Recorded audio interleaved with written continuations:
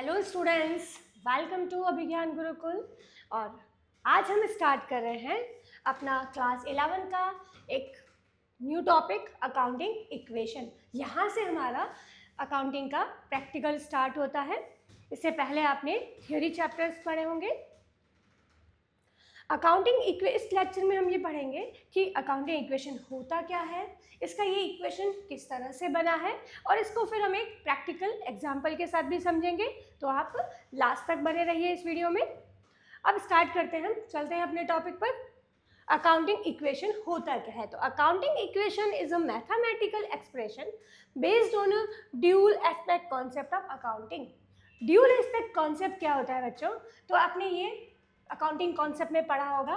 Dual aspect concept जो होता है, ड्यूल एस्पेक्ट कॉन्सेप्ट ये बोलता है कि अकाउंटिंग में जितनी भी ट्रांजैक्शंस होते हैं, बिजनेस में जितने भी ट्रांजैक्शंस होते हैं, बिजनेस में ट्रांजैक्शन सबसे इम्पॉर्टेंट है। विदाउट ट्रांजैक्शन कोई भी बिजनेस लॉन्ग टर्म तक सर्वाइव कर ही नहीं सकता। ट्रांजैक्शन मतलब क्या हो गया? गुड्स परचेज करना बिजनेस में, गुड्स सेल करना बिजनेस में, कैपिटल इन्वेस्ट करना, रेंट पे करना, एसेट्स परचेज करना, ये सब हमारे बिजनेस के ट्रांजैक्शंस होते हैं। तो ये जो ट्रांजैक्शंस होते हैं, ये ट्रांजैक्शन, हर ट्रांजैक्शन बिजनेस में दो साइड को अफेक्ट करता है। ड्यूल एस्पेक्ट कॉन्सेप्ट क्या बोलता है कि बिजनेस में हर ट्रांजैक्शन दो साइड को अफेक्ट करता है, और वो दो साइड क्या है? तो वो दो साइड है हमारे डेबिट एंड क्रेडिट। बिजनेस में जो भी ट्रांजैक्शन होता है वो ऑलवेज टू साइड को अफेक्ट करेगा, डेबिट, और वो टू साइड से क्या होती है? डेबिट और क्रेडिट, और ये ऑलवेज इक्वल होती है। सपोज अगर आपने बिजनेस में एक फर्नीचर परचेज किया है और वो 50,000 का फर्नीचर परचेज किया है, तो दैट मीन्स बिजनेस में क्या आ रहा है? फर्नीचर आ रहा है और कैश जा रही है। तो 50,000 का ही फर्नीचर आ रहा है और 50,000 की कैश ही हमारे बिजनेस से जा रही है। तो दैट मीन्स जितने रुपए से कोई अकाउंट, कोई ट्रांजैक्शन डेबिट होगा, उतने से ही वो क्रेडिट भी होगा। तो ये ऑलवेज इक्वल होता है, और इसी के बेस पे बना है हमारा अकाउंटिंग इक्वेशन। और वो इक्वेशन है हमारा assets equal to capital plus liability. Okay, तो अकाउंटिंग इक्वेशन क्या हुआ कि जिसमें हम इसी ड्यूल एस्पेक्ट को, इसी डेबिट और क्रेडिट के एस्पेक्ट को हम क्या करते हैं? मैथमेटिकली एक्सप्रेस करते हैं। तो वही इक्वेशन क्या बन जाता है? Assets equal to capital plus liability. तो जिस डेबिट और क्रेडिट इक्वल होते हैं, इसीलिए हमारे एसेट्स भी कैपिटल और लायबिलिटी के बराबर होते हैं, इक्वल होते हैं। अब हम देखते हैं हमारे एसेट्स में क्या क्या आता है बिजनेस में। तो एसेट्स में आ गया हमारा मशीन, एग्जाम्पल ले रहे हैं हम, machine, car, debtors, cash, bank balance,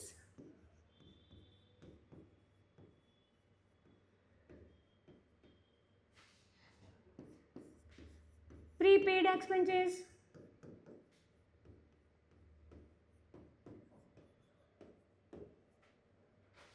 तो ये सब हमारी बिजनेस में एसेट्स हो गई। कैपिटल क्या होगा? कैपिटल जो बिजनेस का ओनर बिजनेस में इन्वेस्ट करता है वो हो गई कैपिटल, जिसको हम बोल सकते हैं इक्विटीज कैपिटल, इक्विटी बोल सकते हैं, ओनर्स इक्विटी बोलते हैं हम जिसको। ओनर्स का जो पैसा बिजनेस में लगा हुआ है उसी को हम कैपिटल बोलते हैं। तो ये किसकी कैपिटल हो गई? ओनर की। ओनर बिजनेस में इन्वेस्ट करता है, वो ओनर्स कैपिटल हो गया, ये ओनर इन्वेस्ट करता है। और लायबिलिटीज में क्या आ गया? तो लायबिलिटीज में आ गया हमारा क्रेडिटर्स, बैंक लोन। ओके, तो ये लायबिलिटीज में आएंगे हमारे आउटसाइडर, जो हमने बाहर से पैसा लिया है बिजनेस में के लिए। तो क्रेडिटर्स वो हो गए जिनसे हमने गुड्स परचेज किया है। और बैंक लोन, बैंक से अगर लोन ले रहे हैं तो ये हमारी लायबिलिटी के अंदर आएगा। तो ऑलवेज बिजनेस में ऐसा कोई भी ट्रांजैक्शन नहीं होगा जिसमें आपका ये दोनों डेबिट और क्रेडिट साइड इक्वल नहीं होगा। तो जो एसेट्स होता है उसका हमारा साइड होता है डेबिट और लायबिलिटी और कैपिटल इन दोनों का साइड होता है हमारा क्रेडिट। तो इसी ड्यूल एस्पेक्ट के बेसिस पे अगर डेबिट और क्रेडिट इक्वल होता है तो इसी के बेस पे हमारा एसेट्स भी इक्वल होता है कैपिटल और लायबिलिटी के according. Capital plus liability equal to assets. तो ये हमारा अकाउंटिंग इक्वेशन हुआ। ओके, बहुत इजी है कि अकाउंटिंग ड्यूल एस्पेक्ट कॉन्सेप्ट के बेसिस पर बनता है। हमारे जो फादर ऑफ मॉडर्न अकाउंटिंग है लुका पैसियोली, उन्होंने भी एक सिस्टम बनाया है double entry system. Double entry system, double entry system भी यही है कि हर ट्रांजैक्शन दो साइड को अफेक्ट करता है और वो साइड है डेबिट और क्रेडिट। ये दोनों ऑलवेज बिजनेस में इक्वल ही होते हैं, क्योंकि बिजनेस में अगर कुछ भी आ रहा है तो उतने ही रुपीज से कुछ जाएगा भी, इसलिए ऑलवेज डेबिट और क्रेडिट इक्वल होते हैं। और डेबिट रिप्रेजेंट करता है हमारी एसेट्स को और क्रेडिट रिप्रेजेंट करेगा हमारी कैपिटल और लायबिलिटी को। That's why debit and credit is equal. So हम कह सकते हैं कि assets equal to capital plus liability. तो इसी के बेसिस पे हमारी अकाउंटिंग इक्वेशन बनी हुई है। ओके, तो ये था हमारा अकाउंटिंग इक्वेशन। अब इसको हम एक प्रैक्टिकल एग्जाम्पल के साथ समझते हैं। ओके, तो ये है हमारा question, show accounting equation on the basis of the following transactions. इसके इन ट्रांजैक्शंस के बेसिस पे हमें ये बताना है कि क्या वो इक्वेशन अप्लाई हो रहा है नहीं हो रहा। After every transaction total should be same. हमेशा हमारा एसेट्स इक्वल होगा लायबिलिटी और कैपिटल के। तो हमें उसी ट्रांजैक्शंस को हमें हमारे इक्वेशन के बेसिस पे सॉल्व करके बताना है। तो इसका एक फॉर्मेट है, वो फॉर्मेट हम इस तरह से बनाते हैं। ये है हमारा अकाउंटिंग इक्वेशन का फॉर्मेट। ऊपर हेडिंग आ जाएगा अकाउंटिंग इक्वेशन।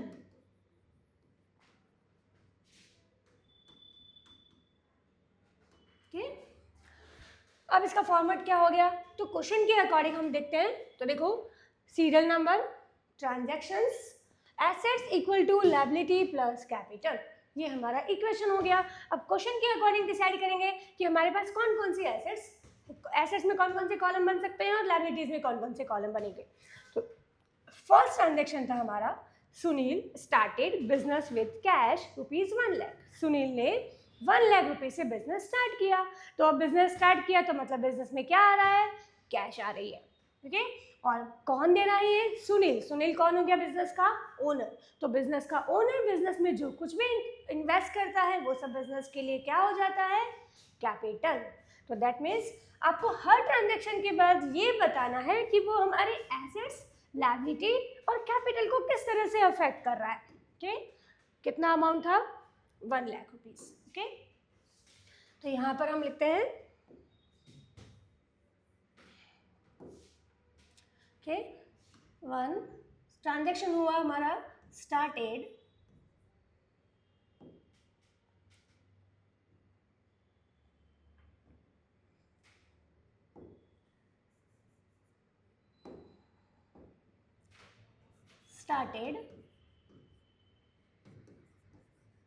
business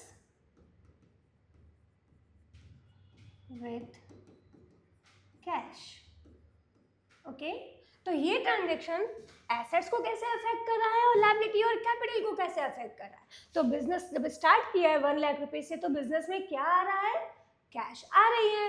तो कैश में हम लिखेंगे 1 लाख रुपीज। और दूसरी तरफ क्या इंक्रीज हो रहा है हमारे बिजनेस में, कैपिटल इंक्रीज हो रहा है। कौन दे रहा है, ओनर दे रहा है। तो ओनर जो कुछ इन्वेस्ट करता है वो बिजनेस के लिए कैपिटल। तो कैपिटल भी बिजनेस में 1 लाख रुपीज की आ रही है। ओके, तो दोनों इक्वेशन हो रहा है हमारा कि assets equal to liability plus capital. अब देखते हैं हम सेकंड ट्रांजैक्शन को। सेकंड ट्रांजैक्शन दिया है हमारा, purchase goods in cash ₹50,000। Goods purchase किया है 50,000 में। तो बिजनेस में एक तरफ तो क्या आ रहा है, गुड्स आ रहा है, और दूसरी तरफ जा क्या रहा है, कैश जा रही है। तो इस ट्रांजैक्शन का इफेक्ट क्या हुआ, किस किस को अफेक्ट किया। तो पहले हम यहाँ लिख देते हैं transaction purchase goods for cash.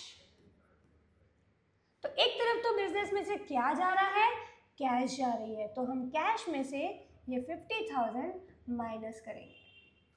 Okay, और दूसरी तरफ बिजनेस में इंक्रीज क्या हो रहा है, तो गुड्स इंक्रीज हो रहा है, स्टॉक इंक्रीज हो रहा है, तो यहाँ लिखेंगे हम 50,000। ओके, तो एक चीज इंक्रीज हो रही है और एक चीज डिक्रीज हो रही है। तो अगेन इसके बाद देखते हैं हम, टोटल हो जाएगा हमारा ये 50,000। ओके, और स्टॉक इंक्रीज हो गया 50,000। 1 लाख का कैश था, 50,000 हमने गुड्स परचेस कर लिया, तो रिमेनिंग कैश हो गया after this transaction 50,000, and stock भी हमारे पास 50,000, और किसी ट्रांजेक्शन को अफेक्ट नहीं किया। कैपिटल एज इट इज रहेगा 1 लाख रुपीज का। ओके, अगेन हमारा total is same 50 and 50, okay, 1 lakh rupees.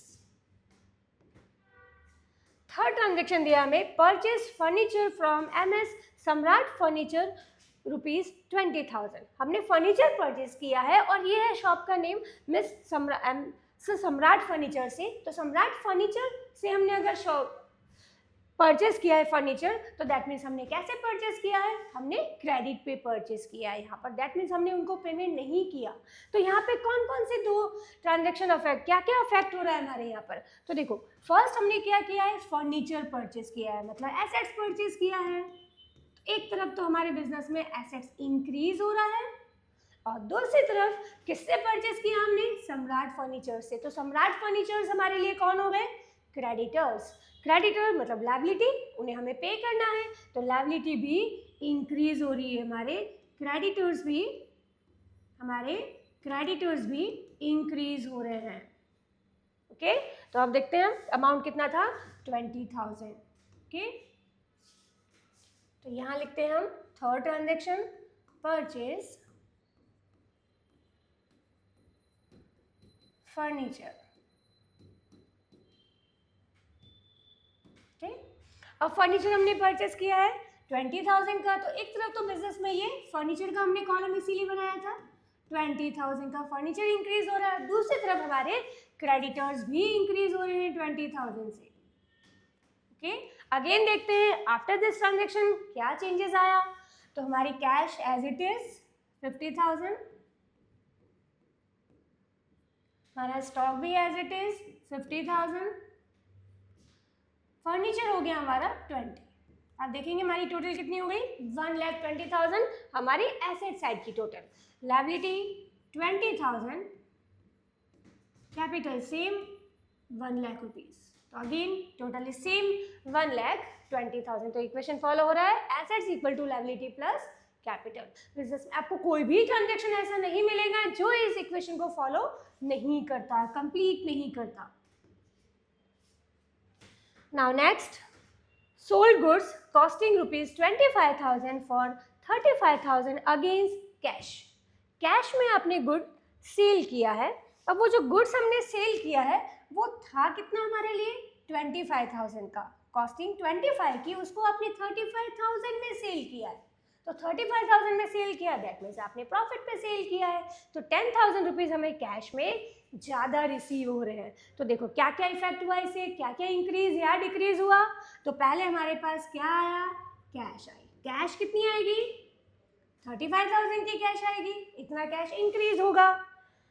Goods हमने सेल किया, दैट मीन्स गुड्स जाएगा, स्टॉक कम होगा हमारा, तो स्टॉक हमारा 25,000 से डिक्रीज होगा, बिकॉज हमने कॉस्ट पे ही रिकॉर्ड किया था, तो अब कॉस्ट प्राइस ही कम होगी उसकी, कॉस्ट प्राइस से ही कम करेंगे, 25,000 माइनस करें, और ये जो डिफरेंस है हमारा इसका 10,000 रुपीज़, वो क्या हो गया हमारे लिए, प्रॉफिट। और ये जो प्रॉफिट है वो कहाँ इफेक्ट करेगा, तो ये हमारी कैपिटल को इफेक्ट करेगा, क्योंकि कैपिटल किसने लगाई, ओनर ने, और ओनर की जो कैपिटल है उसमें ये प्रॉफिट ऐड हो जाएगा, बिकॉज ये प्रॉफिट ओनर का है और ये प्रॉफिट ओनर्स की कैपिटल को इंक्रीज करता है, क्योंकि हम ये प्रॉफिट उसमें ऐड कर देंगे, तो क्या प्रॉफिट भी इंक्रीज हो रहा है, दैट मीन्स दूसरा क्या इंक्रीज हो रहा है, हमारा कैपिटल। तो पहले हम लिखते हैं नेक्स्ट फोर्थ ट्रांजेक्शन हमारा,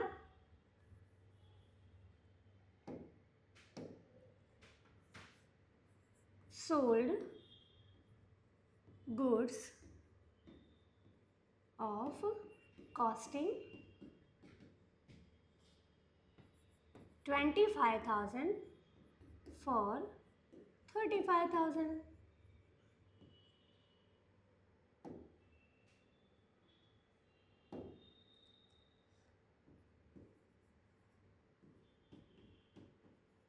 ओके, तो पहला क्या इफेक्ट हुआ हमारा, कैश इंक्रीज हो रहा है, हमने कैश में सेल किया था तो कैश हमारे पास कितना आएगा 35,000 का, तो 35,000 कैश में हम ऐड करेंगे, इंक्रीज हो रहा है, बट स्टॉक डिक्रीज हो रहा है, ये हमारा स्टॉक था, स्टॉक डिक्रीज हो रहा है हमारा 25,000 से।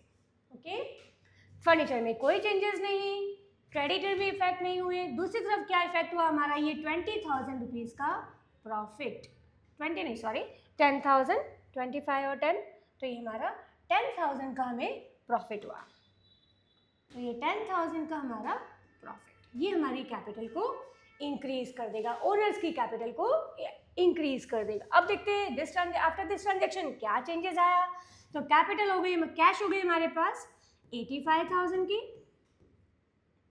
स्टॉक रिमेनिंग स्टॉक रह गया हमारे पास 25,000 का, फर्नीचर में कोई चेंजेस नहीं तो एज इट इज 20, टोटल कितना हो गया देखो 85 एंड 25 कितना हो गया हमारा 1,10,000 एंड 110 एंड 20 1,30,000। यहाँ देखते हैं हम क्रेडिटर एज इट इज 20,000 के और कैश कैपिटल हो गई हमारी 1,10,000 की।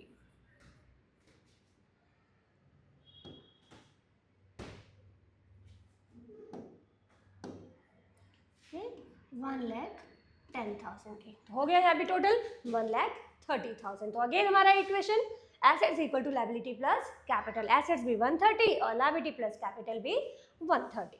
अब जाते हैं हम नेक्स्ट ट्रांजेक्शन में, लास्ट ट्रांजेक्शन है हमारा ये MS Samrat furniture was paid in cash, Samrat furniture was paid in cash. अब यहाँ पर हमने क्या किया था, सम्राट फर्नीचर से फर्नीचर परचेज किया था, अब हम उनको पे कर रहे हैं, वो कौन थे हमारे क्रेडिटर्स, उन क्रेडिटर को हम पे कर रहे हैं। तो कितने रुपए में फर्नीचर परचेज किया था हमने 20,000 में, तो क्या इफेक्ट होगा, पे कर रहे हैं that means cash goes out, cash जा रहा है तो कैश हो जाएगा हमारा डिक्रीज। ओके, दूसरी तरफ ये कौन बन गए थे हमारे सम्राट फर्नीचर, क्रेडिटर्स, तो क्रेडिटर को हम पे कर रहे हैं मतलब क्रेडिटर्स हमारे डिक्रीज हो रहे हैं, हमारी लायबिलिटी कम हो रही है। तो अब लिखते हैं हम यहाँ पर हमारा last transaction, paid cash to Samrat furniture. Okay, तो कितना पे करना था हमें सम्राट फर्नीचर को 20,000, कैश में पे किया तो हमारी 20,000 से कैश कम हो गई। ओके, स्टॉक में कोई चेंजेस नहीं, वो फर्नीचर में कोई चेंजेस नहीं, क्रेडिटर को हमने पे कर दिया 20 का तो अब हमारे कोई क्रेडिटर्स नहीं है, capital as it is no changes. Okay, now देखते हैं इस ट्रांजेक्शन के बाद क्या चेंज आया, तो 85 में से हमने 20 पे कर दिया तो हमारे पास रिमेनिंग कैश हो गई 65,000 की, हमारा stock as it is same 25,000 का और हमारे फर्नीचर हमारे पास है 20,000 की। देख लो एसेट्स की टोटल कितनी हो गई 65, 25 एंड 20 कितना हो गया 1 लाख, और यहाँ पर हमारा 1,10,000, ओके 1,10,000 हो गया, तो ये हो गया हमारा, और क्रेडिटर को हमने पे कर दिया तो ये हमारे हो गए निल, जीरो, और capital as it is 1,10,000। Okay, तो इधर का टोटल भी अगेन हमारा हो गया 1,10,000 और हमारा लायबिलिटी और कैपिटल का टोटल भी 1,10,000। ओके, इस इस ट्रांजेक्शन के बाद भी हमारा अगेन ये इक्वेशन फॉलो हो रहा है। ओके, तो आप देखेंगे कोई भी ट्रांजेक्शन बिजनेस में ऐसा नहीं होगा जो इस इक्वेशन को फॉलो नहीं करेगा। ओके, तो यही हमारा अकाउंटिंग इक्वेशन है और अभी हमने सपोज आई होप आपको समझ में आया होगा। अब हम नेक्स्ट लेक्चर में इसके और भी प्रैक्टिस क्वेश्चंस करेंगे और अगर आपके कोई भी डाउट है तो आप कमेंट सेक्शन में बता सकते हैं। Till then bye, thank you.